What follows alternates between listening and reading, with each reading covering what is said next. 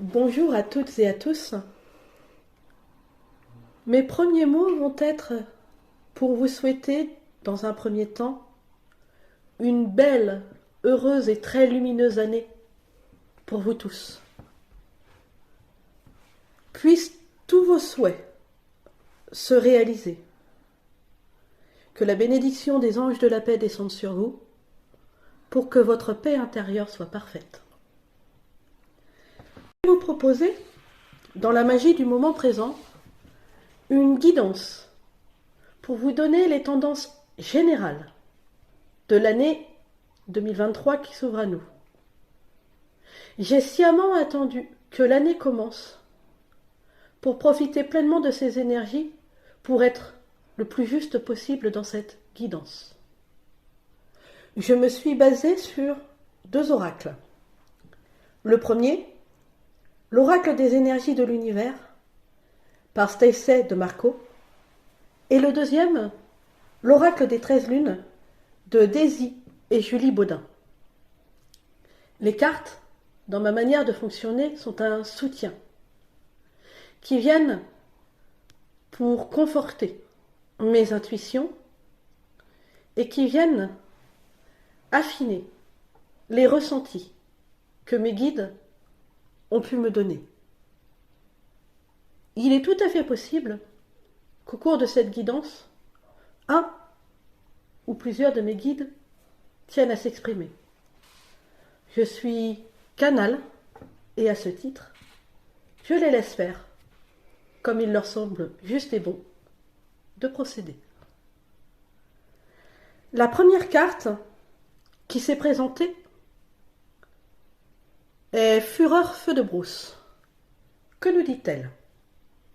Elle nous dit que 2022, qui était donc une année fortement marquée par le chiffre 2, était certes une année sous le signe du féminin et une année qui a vu les colères enfouies ressurgir et embraser notre planète au sens propre comme au sens figuré. Ces énergies du feu de la brousse nous indiquent que nous devons mettre à profit les 3 premiers mois de l'année pour accueillir ce feu purificateur, pour nous délester de ce qui n'a plus lieu d'être et pour travailler nos énergies vitales ainsi que les colères non résolues et non exprimées qui sont encore présentes en nous. Le feu, quelles que soient les traditions auxquelles nous sommes attachés les uns comme les autres, symbolise la vie. Il symbolise la purification. Lorsqu'une forêt est ravagée par le feu, derrière, de nouvelles pousses plus puissantes jaillissent. Il en est de même pour nous. Si nous quittons le feu destructeur pour accueillir le feu purificateur source de vie, alors nous pourrons transmuter le feu de nos colères en feu d'amour et de vie.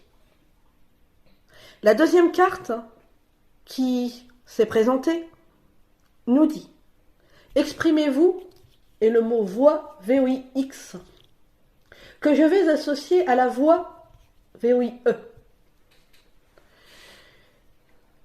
Le printemps va nous préparer à pouvoir récolter à l'été les fruits du travail posé. Le printemps, ainsi que je vous l'ai dit, qui correspond aux 3 premiers mois de l'année, c'est le feu de la purification pour résoudre nos colères intérieures et apaiser les colères au cœur du monde. Ensuite, nous pourrons plus facilement, dans la deuxième partie d'année, donc à partir du printemps jusqu'à l'été, nous pourrons exprimer plus facilement notre voix VOIX et trouver notre voix VOIE.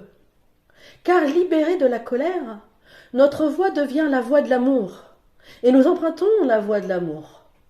Donc nous unissons notre voix VOIX pour honorer la voix VOIE de l'amour. Telles sont les énergies qui nous sont demandées de suivre entre le printemps et l'été. Trouver notre voix pour incarner notre voix et exprimer notre vérité personnelle. Plus nous serons en accord avec une expression saine, lucide et juste de notre vérité personnelle, plus la vérité pourra s'ancrer dans notre réalité. La troisième carte qui est arrivée se nomme transformation pression. Que nous dit-elle? Que bien entendu, le contexte extérieur va continuer à nous mettre la pression.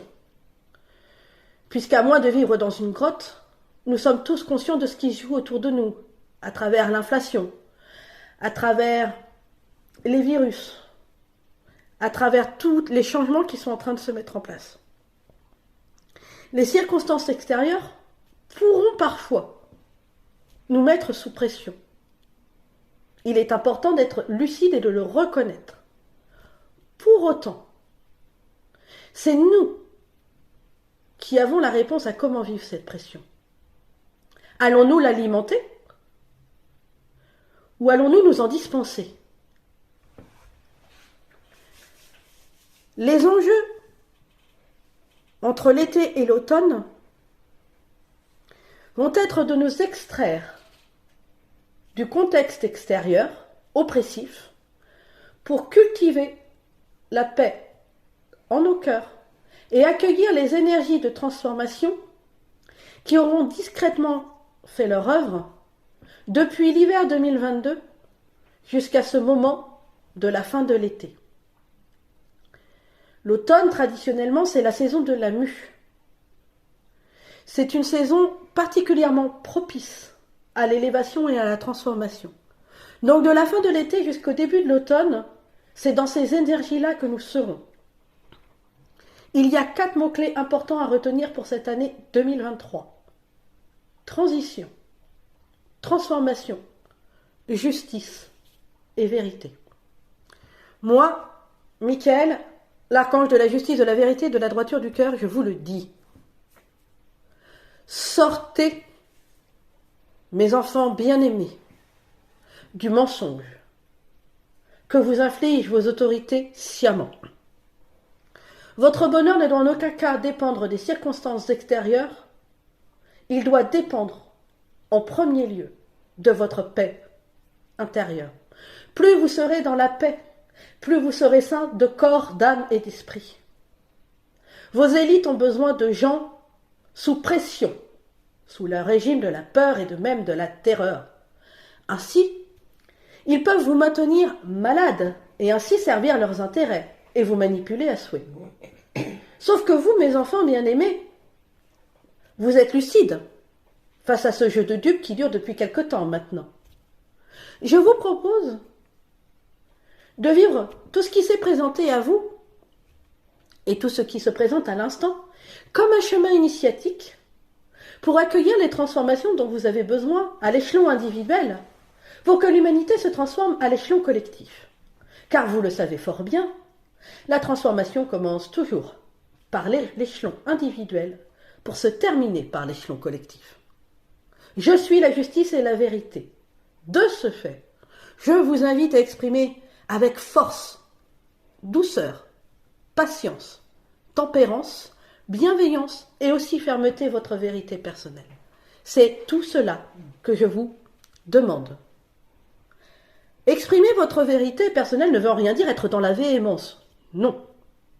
C'est être dans la juste affirmation du souhait divin pour pouvoir le transmettre à l'autre. Comment voulez-vous que l'autre accède à sa vérité personnelle si vous-même vous refusez de reconnaître votre propre vérité personnelle? Les enjeux de cette année qui s'ouvrent à vous sont les enjeux de la vérité, de votre vérité. Plus d'atermoiements, mes chers petits. L'heure est venue, regardez en vous pour renaître. Moi, Michael, qui suis votre roc et votre citadelle inébranlable depuis toujours, je me tiens à vos côtés. Je suis votre roc et votre citadelle inébranlable. Alors qu'attendez-vous pour revenir à moi et demander mon aide? Toujours, je vous la donnerai, pour peu que vous fassiez la démarche d'humilité de me la demander. Car nous, vos guides bien-aimés, nous nous permettons d'agir lorsque vous nous en donnez la permission expresse. Votre libre arbitre est sacré. Et c'est en vous appuyant sur lui que vous pourrez exprimer votre vérité telle qu'elle est, ombre comme lumière, et vous aimer tel que vous êtes. Car l'expression de votre vérité passe par l'amour inconditionnel de vous-même. Amour et vérité et justice sont trois sœurs indissociables l'une de l'autre.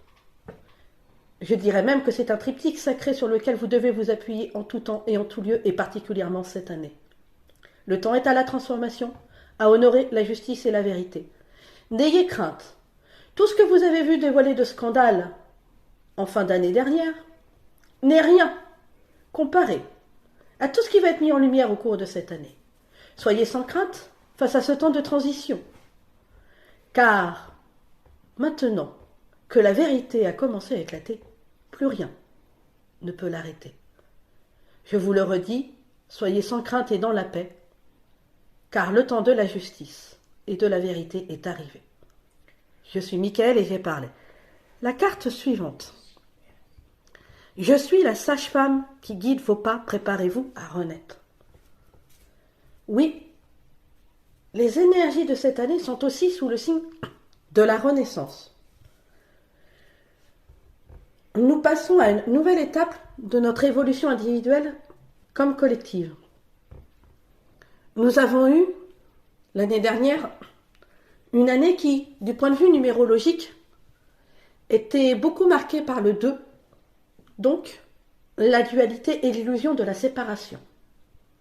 C'était une année en 6.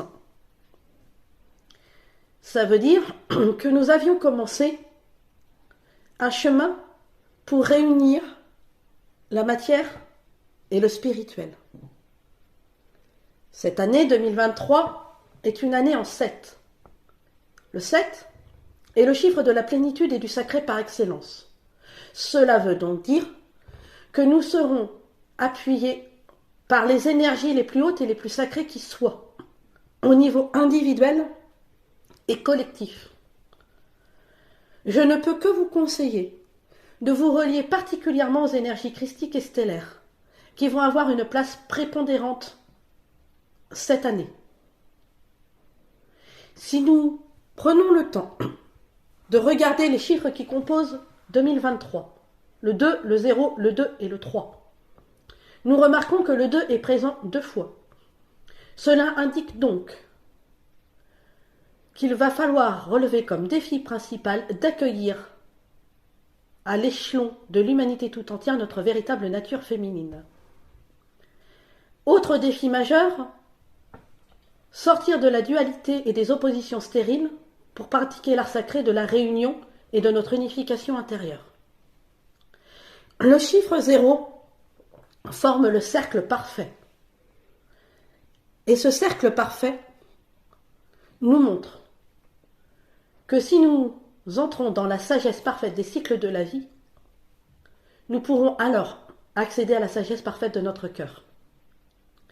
Si nous ajoutons 2 et 2, nous obtenons le chiffre 4. 4, c'est le chiffre de la Terre. Ceci veut donc dire que les énergies terrestres seront particulièrement présentes cette année,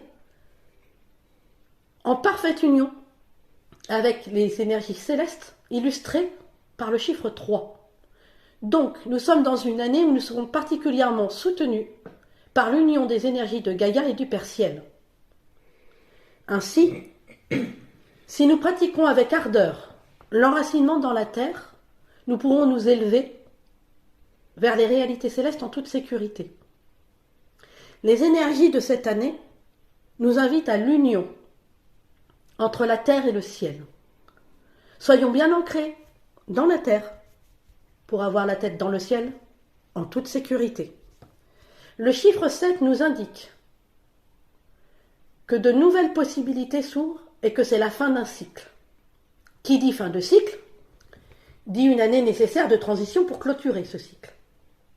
Et c'est ce que nous allons faire cette année, avant l'année 2024, qui sera une année en 8, et donc une année d'ouverture à l'infini des possibilités.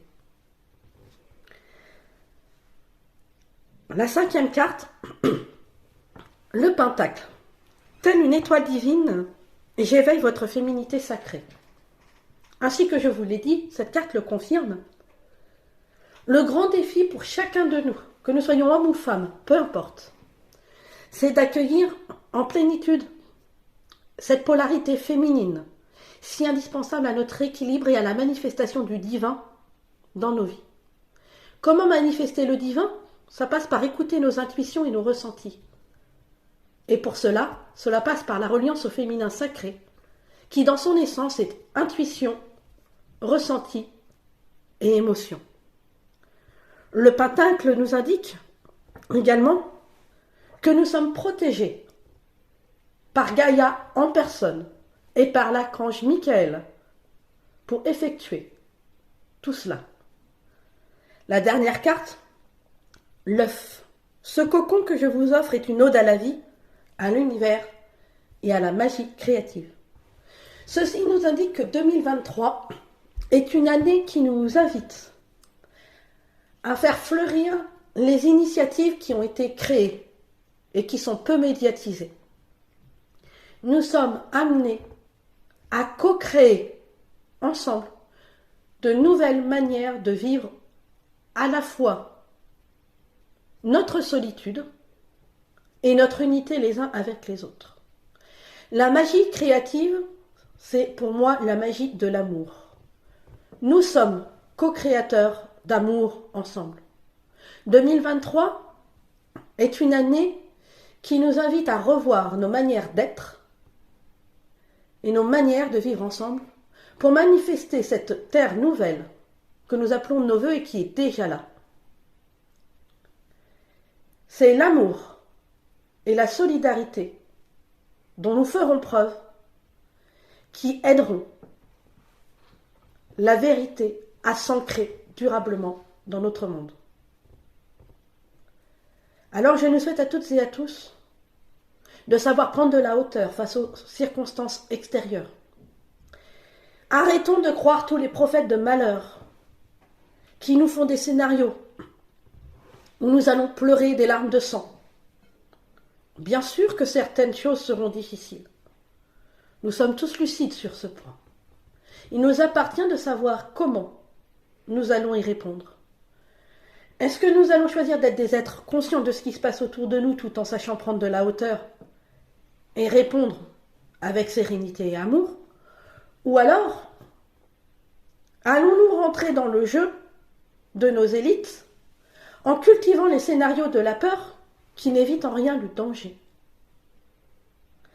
La peur, faut-il vous le rappeler, émet la même fréquence que les virus. Ainsi, plus nous sommes dans la peur, moins notre système immunitaire est sain. Cultivons donc au maximum des pensées lumineuses d'amour, élevons nos vibrations, faisons chaque jour de notre mieux pour que 2023 soit une année réussie en matière de justice, de vérité et de transition et de transformation pour chacun d'entre nous. Je nous aime.